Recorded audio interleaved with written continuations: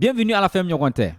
Ça fait un bail que nous n'avons plus posté de vidéos sur notre chaîne, mais nous sommes de retour pour vous montrer une nouvelle addition dans notre dispositif d'élevage de mouches soldats noirs. Il y a toute une histoire derrière cette structure que je vais vous présenter aujourd'hui. Si l'élevage de mouches soldats noirs vous intéresse, ne ratez pas le contenu de cette histoire. Elle vous servira, croyez-moi. Donc, regardez la vidéo jusqu'à la fin parce que vous apprendrez beaucoup de conseils pour booster votre production d'asticots. Surtout si vous êtes dans un pays chaud et sec comme le Burkina Faso.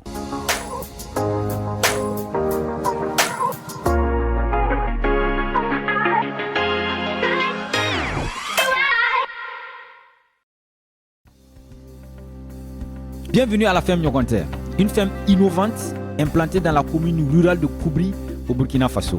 Les promoteurs de la ferme visent à contribuer à la sécurité agroalimentaire du Faso et à créer des emplois de qualité. La ferme est spécialisée dans l'aviculture, l'entomoculture et l'horticulture. Notre première structure pour l'élevage de mouches soldats noirs était une serre avec une structure en fer galvanisé que nous avons importée de Chine. Mais nous avons eu deux problèmes avec cette serre. Premièrement, la pluie et le vent l'ont détruite à plusieurs reprises. En fait, là où elle était installée, elle était exposée au vent car il n'y avait rien autour pour bloquer le vent.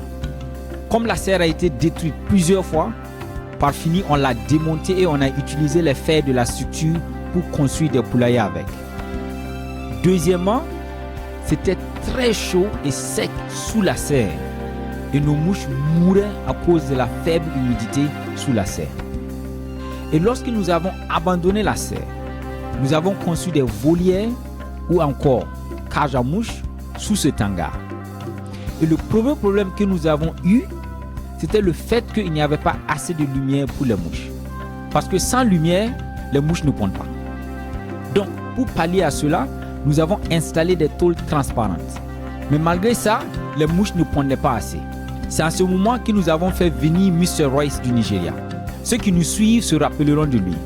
On l'a fait venir pour qu'il nous aide à booster notre production et immédiatement, il nous a conseillé de mettre les volières à l'air libre.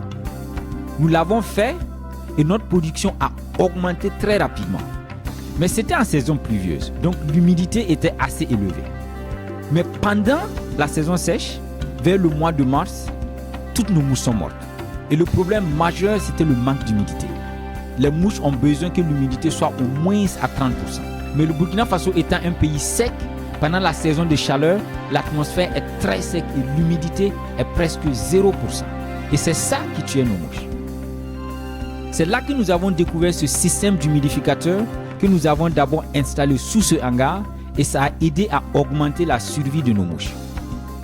Mais un de nos élèves qui était venu ici pour la formation a construit une serre pareille et il s'en sortait très bien.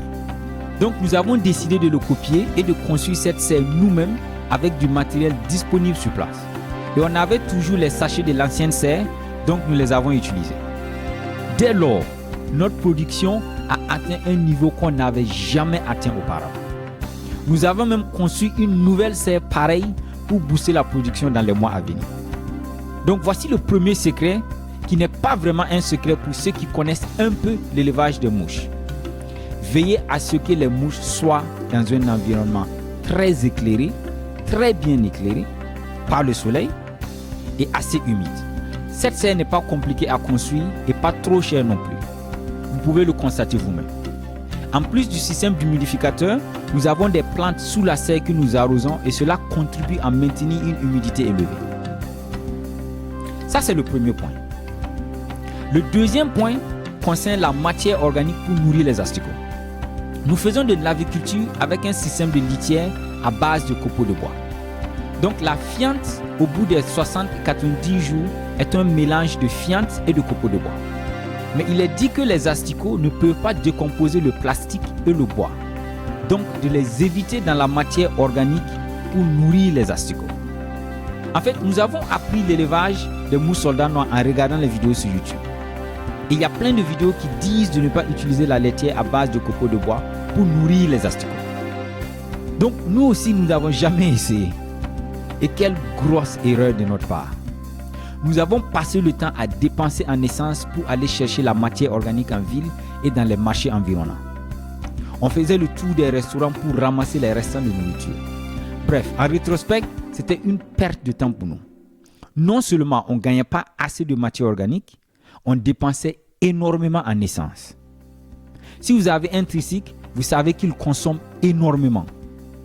Mais sans pouvoir vous dire pourquoi, après 3 ans d'élevage de mouches soldats noirs, nous avons décidé de faire un essai et d'utiliser notre litière issue de nos poulaillers pour nourrir les asticots. Et ce fut un succès. Les asticots grandissent plus vite, ils sont plus en forme et nous avons de plus grosses mouches et donc qui pondent beaucoup plus. Parce que la quantité des œufs pondus est liée à la taille des mouches.